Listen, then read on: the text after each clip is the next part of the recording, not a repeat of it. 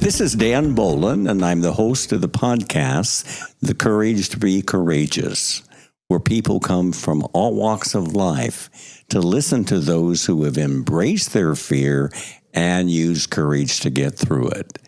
And so we welcome all of you to our 2024 season.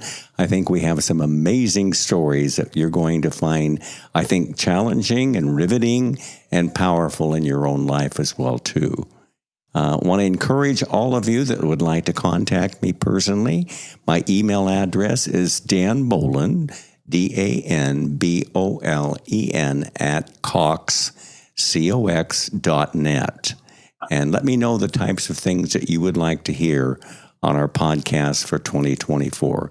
We have some powerful guests lined up, some amazing stories you're going to hear. We also want to encourage any that are fighting for LGBTQ rights to contact me and let me know if you would like to do an interview with me. As you know, I support 3 organizations, the SAGE Project, Trevor International, and Outright International as well, that are fighting for gay rights worldwide. I think we have a fascinating guest today. We're going international all the way to India and all the way to England with an incredible story. And I'm going to introduce my guest right now. I always have to make sure I get his name right. Monish Modi. Monish Modi. Am I close? That attempt was very close, and I really appreciate that. So hello, Dan. How are you today? I'm doing fine. I'm doing great. I think this is going to be a fascinating story of Monish, who was raised in India, and how he was able to use his cricket career, playing professional cricket. And we're going to learn a lot about his story and his coming out and what things are happening in India today as well. So Monish, welcome to my podcast. It's a pleasure to have you. Tell us a little bit about your story of how you got into cricket and how you were accepted and getting into England and opening the first gay cricket club. So I think it's a fascinating story. So inform our listeners of how that happened. So first of all, good afternoon to all the listeners. And thank you, Dan, for inviting me to take a part in your podcast. So it's a pleasure for me. Now, my story started from in India when I was born in a cricket fanatic family where every cricket match, my mother, my father, they were all getting nervous watching the game, supporting India. And then my father was a sportsman as well in his university days. So cricket came in my blood. And I grew up in the suburbs where we used to play cricket in the evening, street cricket. And then in the mornings, I used to go to academy. And then I did my education in India, and I took up as a cricket as a professional. And then I got a contract from a Bank of India first. And I started playing for them. And then I made my way to a Gujarat Ranji team as like a startup and as a newcomer.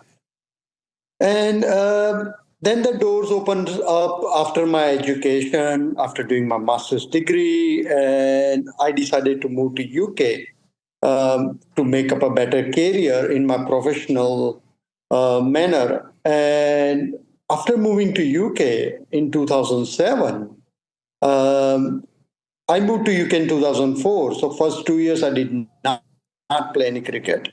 Just wanted to build up my career. And I got into a relationship with a lovely man called Graham. And he was not into sports. But he read somewhere about there is an LGBT cricket club called Graces.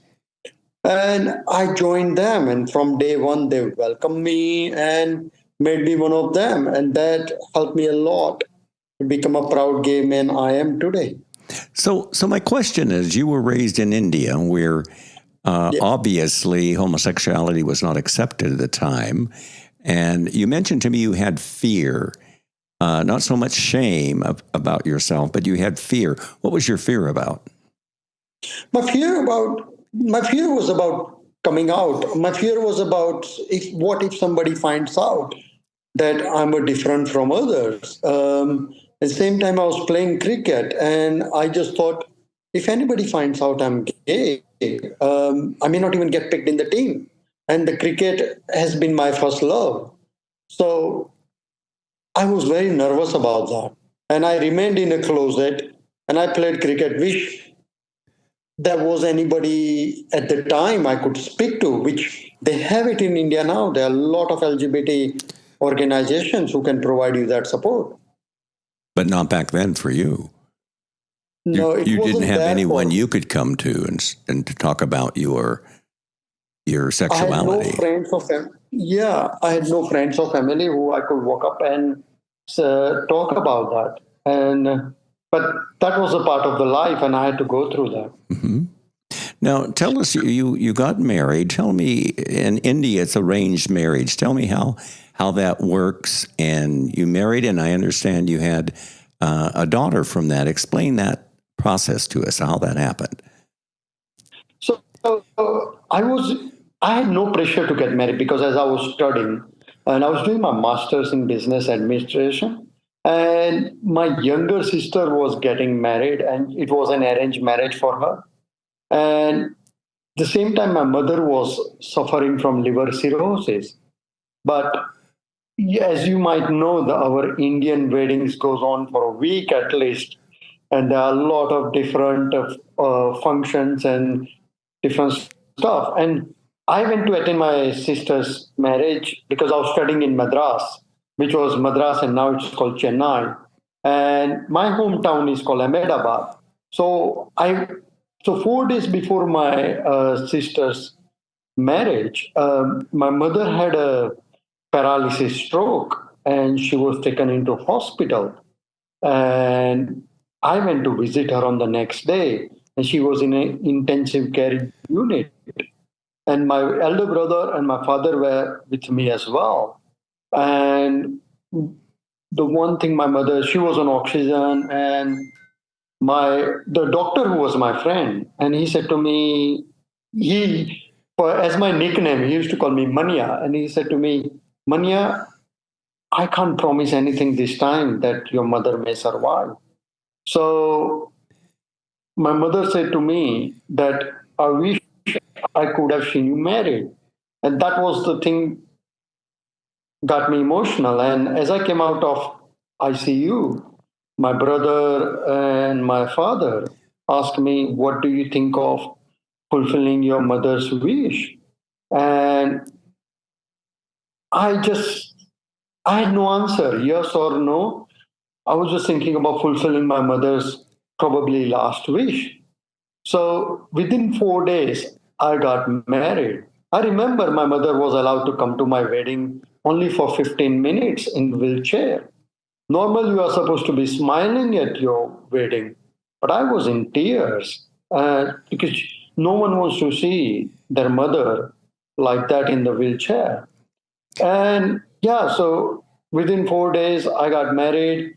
But miraculously, 6 months after, my mother was all fine. And I used to look at her and say, Mom, you have messed up my life. And yeah, and then after I got married, the family pressure of having children, and we planned a baby. And then in 2004, my daughter was born on December 8th. And she's 19 now. She lives in India with my ex-wife, and I am very proud of her. And I think I know the Indian culture is total respect for your parents. And when they ask for a wish, you do everything they can to be able to make their wish come true. They're very much respected. They're elders. You don't go against your mom and dad. You really want to accommodate them. So there was pressure put on you to be able to give your mother her greatest last wish. Do you think that was the thing that forced you into a marriage, primarily? Yeah, absolutely. Because our Indian culture is all about fulfilling your parents and your elders' wishes. and that's how you show them that you are a good son. And when I realized that it was could be my mother's last wish, I had no other option than fulfilling that. But you knew at the time that you married your wife, you knew that you were gay. Is that correct? Yeah. Okay. Yeah, I had known I was gay since the age of 15 when I was watching a Marlon Brando's movie called The Last Tango in Paris. And you are in that age when you're going through and you are getting into realization of your real sexuality. Because I had no girlfriend at the time either. So since then, I had an attraction for a mature older man. So when I was asked to get married, I just buried my all gay feelings. And I thought that is it. I will never be able to live my gay life. How did that make you feel at the time? Did you feel lost? Did you feel desperate? I was totally lost. I felt like I'm going into a cage. But then the other side, you think about fulfilling your mother's last wish. And our culture, like we discussed before, it's all about satisfying and making yourself look good to your parents who can be very proud of you. And then you eventually moved to England. You moved to the UK. And tell us about how you and your wife separated, which ultimately ended in a divorce. Give us some insight on that part. So I got married in 2003, and then I went back to Chennai to finish up my degree. And after that, British government in 2004, they started inviting highly skilled people from all over the world. And I took up that opportunity to move to UK, and I got invitation later in August 2004. And same time, my ex-wife was pregnant with my daughter, and but she was not allowed by her doctor to travel with me. So we decided that I will, because that was a certain period time that I had to be in UK. Otherwise, my invitation would get cancelled. So we both of us decided that I would go and her family and my family will look after her in India for birth of our first child. And in this, so 4 months after my daughter was born in December 2004, and then 6 months after, just 5 days before, my daughter and my ex-wife arrived to UK, and that was the best birthday gift I've ever had. So seeing my daughter first time, and then I was working full time, and my ex-wife was looking after my daughter at home, and we were raising our children. But my ex-wife did not like living in UK, so she she asked me if we both can move back to India, and I said I want to. I moved here, and I want to live in UK, and I want to build my career. So on that term, we both decided to get separated, and she asked me if she can have our daughter, and to fulfill her wish, I allowed that. And our separation went on for 5 years because both of our families were putting pressure on both of us, saying that, oh, everything can work out, this and that. And but we both stayed with the same term, and I got divorced after my mother died in 2012. My father came to UK to visit me, and then he helped me to get that divorce. And let's talk about your father, because your wife and you ended up divorcing. She had your daughter back in India, but your father came over and you did come out to your father as gay. I think this is a very interesting story. Tell us, I think you went to a bar, and I remember you saying you had a lump in your throat and you couldn't get the words out. I know that is absolutely feeling. right. So That is absolutely right. tell us how that So happened. after my mother passed away, my father came to visit me to UK, and then he was discussing about my separation, and I said to him, I really need a divorce because I'm not the right guy. And at the time, I did not tell him that I'm gay on that conversation. And he said, that's absolutely fine. I'll help you to get divorced. But as soon as I was getting divorced in those certain days while my father was there, um, my father has started looking for another bride for me. And some of my friends in UK and myself, I thought they actually encouraged me and said to me, look, you need to end this misery. This is the right time to come out to your father.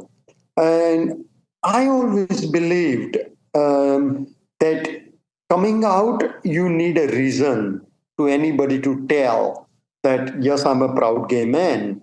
And that was the reason I thought, because I did not want to get married again and live that life in a closet. So I took a week to prepare myself, and then it was in my mind that I would take dad out for a walk somewhere in Hyde Park in London. So I took him out for a shopping first, and then it got dark. So the Hyde Park idea I had to cancel. And then while we were walking on a Westminster Bridge, which I was showing him around House of Lords from outside, and he said, first time in my life, he said to me, can we have a drink? And because our culture, you always have that gap between father and son in communication because you respect them a lot.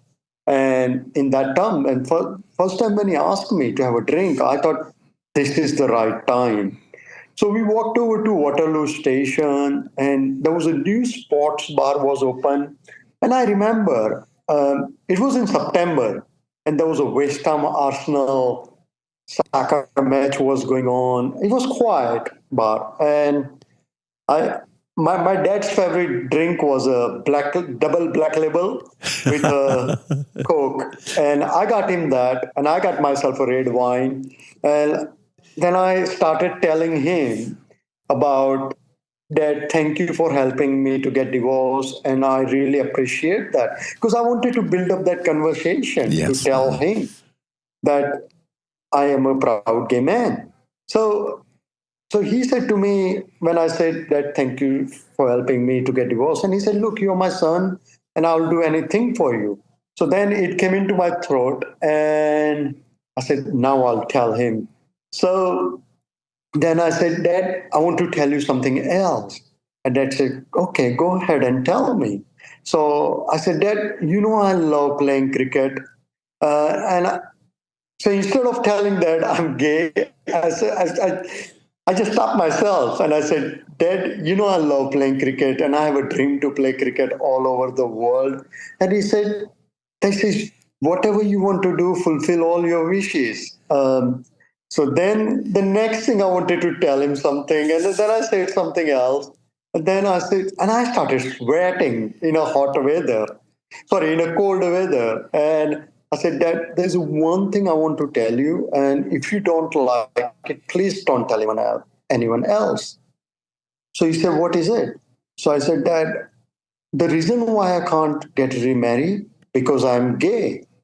And there was a 10 seconds pause. And I have a silly humor. And I said, does he know what gay is? And he did. And he did knew. And he said to me, I'm very proud of you. You're my son and you will always be my son.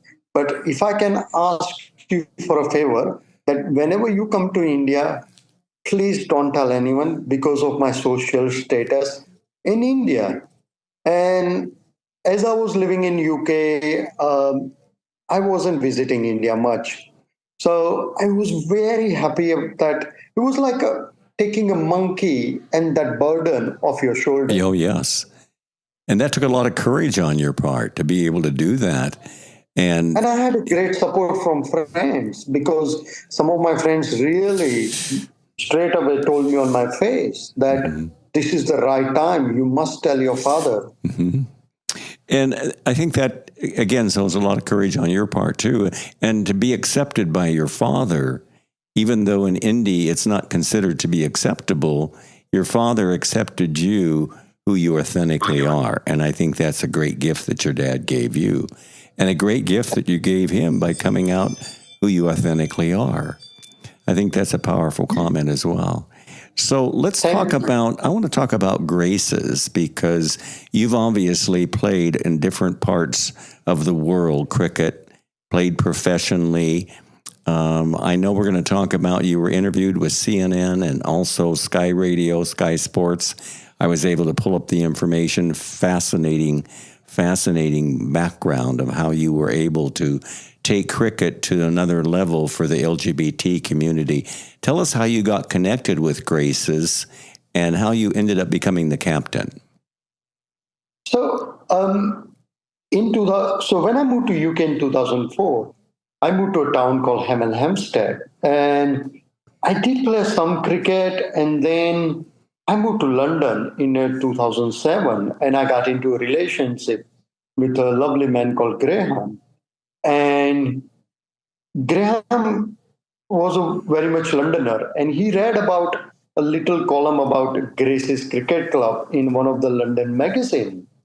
And he knew how much I loved playing cricket. And he said to me, "You have moved to London now. Would you consider playing for a Grace's Cricket Club, which is the only LGBT cricket club in the world at the time?" So I contacted them through emails, and they invited me to join at one of their pre-season training at the Lord's Cricket Ground, which is actually a mecca of cricket. Very big, yes. In North London. And I went to the first pre-season training, and they were all welcoming. It was just great. They just made me feel like you're one of us. And end of the day, it was about playing cricket as well, not compromising the level of playing cricket. And over the years, just them being around me, it wasn't like they were giving me counseling or anything else. It was just having them around me made me feel very confident about myself, made me feel very proud, a gay man. And then in 2018, I got an opportunity to take up a captaincy for the season of 2019.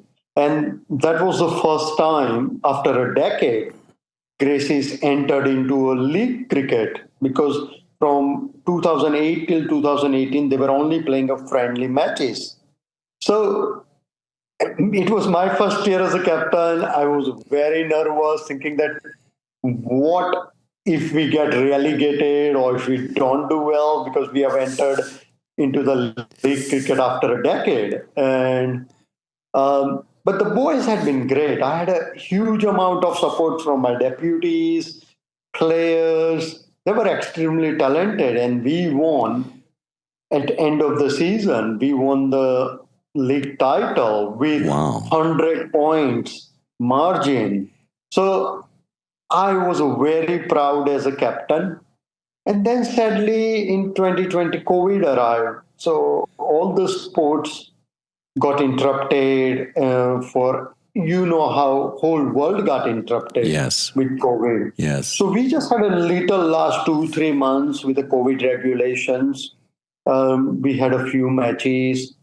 And in 2021 at beginning, my boyfriend at the time, Simon, he was diagnosed with a myeloma. So we both decided it would be unfair of me staying as a captain while he's going through the treatment, because we all know that however we love our sports, because there are times the family and your loved ones comes before that. So I stepped down as a captain to be with him. just to be around him while he was having a treatment. He still encouraged me to play cricket, and I still played cricket that season. He used to come and watch me while he was having treatment and stuff like that. So that's interesting. I want to read something from Sky Sports. And it makes a comment here when he was interviewing you. He said, so what's cricket like for the LGBTQ plus community? Sky Sports is giving athletes, coaches, and others support who are lesbian, gay, bisexual, and transgender the opportunity to share their experiences, discuss the challenge they face, and give their views on the progress that's being made on inclusion. Tell us a little bit more about that interview with Sky Sports and how that came about. Every year, England Cricket Board, in the month of August, they do Pride Month because the London Pride is at the time as well. And they encourage all the international players from England, also the county players, to wear rainbow laces in the support of Stonewall, and also encourage them to use a rainbow stumps while they're playing cricket. So it's all in the support of LGBT community. So what Sky Sports does, which is our biggest sports channel in England, and what they do is they cover up in August month lot of LGBT sportsmen. And I remember in 2019, they were doing stories and cover-ups on a different proud LGBT player from. They were playing for their local cricket clubs, either in Leeds or somewhere in the Midlands or in Birmingham. And so they wanted to do this for whole weekend, and they contacted our media officer at Gracie's and particularly asked to cover up my story, as they found out through CNN and somewhere else that the career I had back in India, and they wanted to finish that weekend with a huge story, which they called it. I don't see myself as a huge story. Well, you have a very fascinating one, I can say. That is very kind of you. And so they contacted me, and just like you, they interviewed me. So CNN wanted to do that because they did the interview before Sky Sports. Is that correct? Yes. And tell me why CNN wanted to do it with the LGBT community and why they chose you to do that. So CNN was covering a cricket World Cup in a summer of 2019, and they found out there is only LGBT cricket club at the time was in London, and it was a Gracie's. So they contacted our media officer, and they came to one of our match, actually, a league match in North London in a place called Botany Bay. And they just wanted to hear all our stories, because not only me, there are a lot of players who plays for Gracie's have a different stories from a different diverse cultures.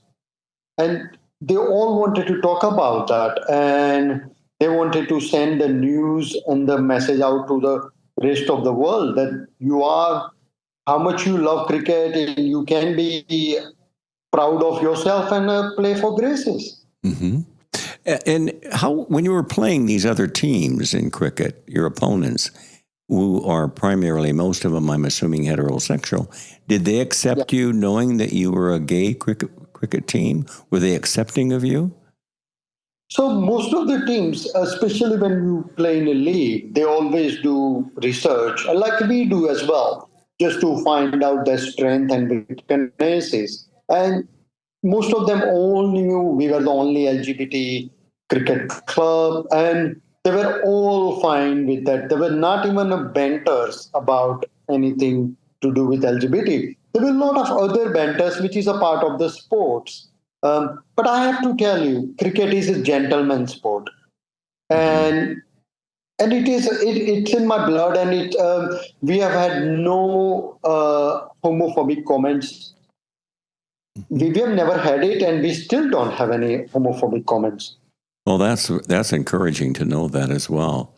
And in that way, it was a gentleman's sport. They treated you as equal in a sense, I would say. Would that be correct? They treated you as an equal cricket player. Absolutely. Sometimes you do get one odd comment on a social media, like on a Twitter, on our Grace's pages. But I have to comment on Grace's whole management team, which is from the media or the welfare officers and the chairperson. They are always open about giving the education to the people who make that comment, and they always invite them to come and watch our cricket matches. And if you have anything, come and speak to us. So, which takes a lot of courage. Yes, it does take a lot of courage there as well. It takes courage for your whole cricket team to be able to do that as well. It does indeed. So tell us a little bit more about rainbow laces, which I think is really an encouraging story. Tell us how rainbow laces, and I saw a picture on when I researched you about everybody having rainbow laces on. Tell us how that happened. So we wear rainbow laces in a support of a Stonewall, and also a support for a whole LGBT community. I remember I started wearing it from a season of 2018, and since then I still wear it. So I as part of my story that I don't play for. I only play for a Gracie's now as a guest player, because I moved out of London after my boyfriend passed away in 2021, and I play for my local cricket club, which is a Bromyard Town Cricket Club, and I wear a rainbow laces there, and it is so wonderful that even in a rural countryside, people know about the rainbow laces and the support to Stonewall. And I want to share from my last season, a funny incident happened to me. I was playing for Bromyard against a team called Ashwood Bank in a Worcester Premier Division 1. And I was batting, and I saw an opposition team. There were two players who were straight, heterosexual, and they were wearing rainbow laces. So I said thank you to them, and thank you for wearing the rainbow laces, and it means a lot to me. Great support. So one of the players' reply was, when I said, I really appreciate it, you're wearing rainbow laces. And he said, that's absolutely fine, brother. If I would really appreciate if you get out on the next ball. So he still wanted to win, right? Yeah, I would, and he did win. Yeah. He did win. And I was a part of the winning runs and stuff. Yes. But it tells you that how good cricket as a sport is. It's a gentleman's sport. There's no homophobia. Let's talk about things have changed in India now, okay? Because it has changed. They have Pride there now in India, which is new. Yeah. And they've allowed, my understanding is they allow same-sex marriages now in India. And that shows that a lot of you have fought with courage to begift those things. How did those changes come about? It's over the years.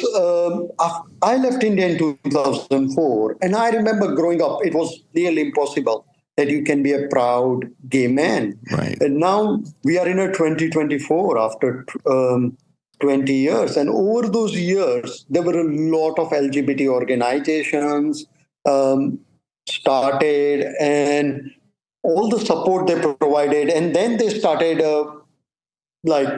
putting the cases in a Supreme Court in a High Court. High Court is like a state courts in India. Yeah. And it was won first. And so in a certain states, you were allowed to do gay marriages. But then somebody overturned it, and then they fought against and then they won the case again. Yes. A decade ago, or probably more. in a Supreme Court, which is the main court of the India. And So that took a lot of actually, that took a lot of courage for those in India to fight all the way to the highest court to get same-sex marriage approved. It took a lot of courage from our brothers there. It took a lot of courage, and our sisters there. Mm-hmm. Absolutely. I mean, it makes a whole difference. And now in a bigger cities, they have a big pride. I did not know until the skies, because as I have left India in 2004, I hadn't been following the news of India. But when I found out through Sky Sports that in my home city where I was born, they have a pride march there. And one day I would really love to go and see it. Excellent. And it's wonderful that they all can be proud of themselves and go and march about it. So, Monish, how is your life today? Are you at happy and peace with yourself? Do you consider yourself to be peaceful and contented in your life? I am very proud of myself. Over the years, yes, I have been through a lot, but that's a part and parcel of the life. There is a fighter inside me who always want to fight for everything, but sometimes I don't show it. And I'm glad I had gone through the coming out and dealing with the families in my younger stage of my life. And then I had a grief of losing my partner in late 2021. And now I'm on the verge of climbing again. Life is all about ups and downs, and I have had that. And I'm glad I remained calm and composed going through all this. And now I'm on the verge of climbing back again. Oh, excellent. That's incredible. We always ask our people who are guests on my podcast, because you're going to have people from all walks of life, some gay, lesbian, transgender. You're going to have heterosexual allies that listen to this. What would you like your story to impact others once they heard your story and they're afraid of coming out, or they're not authentically who they are? What would your story have an impact on them? What would you like to see that do? I mean, this is one of the reasons I do my interviews and my podcast, that to send out the support and the messages to all over the world, people maybe in similar circumstances what I was in. And just want to say to them that be proud of yourself. Look out for the support which I did not have. But the world has changed now. There's so many LGBT organizations out there. Just reach out to them. Yes. Speak to them. They will provide you counseling. And you may have an initial struggle to deal with either your family or your work or within yourself. But there are support out there, and just ask for it. Mm-hmm. And I hope my interview or appearing on your podcast would help them. And if it helps one person, I'll be very proud of myself. Absolutely.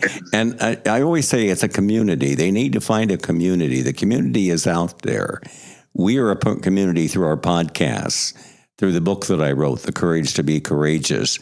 We're a community that really supports people being their authentic self. So I think that's a powerful comment, is to find a community, be proud of who you are, and work with the community who will embrace you for who you authentically are. And I think that's a really powerful comment. It's such a pleasure having you today. I thank you so much for being on the podcast with me.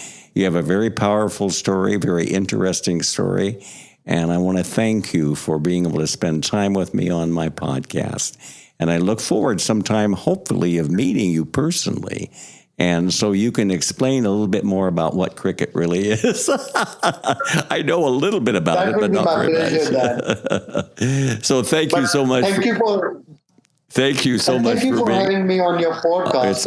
It has been a great pleasure. It's been a pleasure for me as well. Thank you so much. And continue to live your authentic self, my friend. Take care now. Thank you very much, God. Okay, bye-bye now. Bye.